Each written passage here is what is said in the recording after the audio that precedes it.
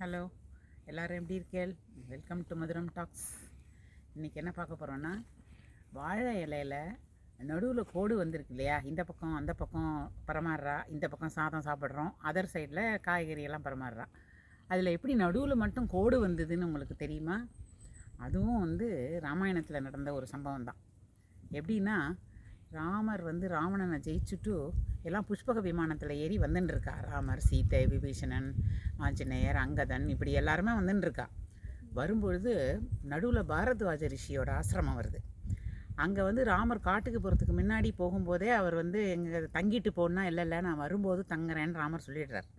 So அதை நிறைவேற்றுறதுக்காக நடுவில் தங்குறார். தங்கிட்டு எல்லாருக்கும் அங்கே ஆகாரம்லாம் ரெடி ஆகிட்டு இருக்கு. எல்லாம் சாப்பிட போகிறா. ஒரு ஜனங்கள்லாம் இந்த இவாளெலாம் சாப்பிட போகிறான். அப்போ என்ன ஆகுது, திடீர்னு ராமருக்கு நினைப்பு வருது, ஐயோ 14 வருஷம் முடிய போகிறதே, பரதன் அங்கே வெயிட் பண்ணிட்டு இருப்பானே, நம்ம பாட்டுக்கு இங்கே உட்காந்துருக்கோமேன்னு சொல்லிட்டு ஆஞ்சநேயரை கூப்பிட்டு, ஆஞ்சநேயா நாங்கள்லாம் வந்துட்டுருக்கோம் அப்படின்னு பரதன்கிட்ட போய் சொல்லிட்டு வா அப்படிங்கிறார். சரின்னு ஆஞ்சநேயர் பறந்து போய் சொல்லிவிட்டு இந்த மாதிரி பரதன்கிட்ட இன்ஃபார்ம் பண்ணுறார். இந்த மாதிரி ராமர் வந்துட்டுருக்கார், நீ அக்னி பிரவேசம்லாம் பண்ணாத அப்படின்னு சொல்லிடுறார். சொல்லிவிட்டு திரும்பி வர்றார். வந்தால் இங்கே அதுக்குள்ளே எல்லாருக்கும் சமையல் ரெடியாகி எல்லோரும் சாப்பிட உட்காந்துட்டா. இலை போட்டு எல்லோரும் சாப்பிட்றா.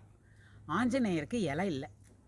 பார்க்குறா, அடாடா ஆஞ்சநேயர் இப்படி சாப்பிடுவார், இப்போது இலை இல்லையேன்னு எல்லாம் யோசிக்கிறச்சா ராமர் என்ன பண்ணார், பக்கத்தில் ஆஞ்சநேயரை கூப்பிட்டு, நீ உட்காரு, இந்த பக்கம் நான் சாப்பிட்றேன், அந்த பக்கம் நீ சாப்பிடுன்னு அந்த இலைக்கு நடுவில் ஒரு கோடு போட்டுடுறார். வாழை இலையில் அது வரைக்கும் கோடு கிடையாது. ராமர் ஆஞ்சநேயருக்கு இலையை பகிர்ந்துக்கிறார். இந்த சைடு நான் சாப்பிட்றேன், அந்த சைடு நீ சாப்பிடுன்னு சொன்னதுனால எல்லோரும் அப்பாடா ஆஞ்சநேயருக்கும் இலை கிடச்சி போச்சு அப்படின்ட்டு சாப்பாடு போட்டு எல்லோரும் சாப்பிட்டுட்டு கிளம்பி வர்றதாக இருக்குது.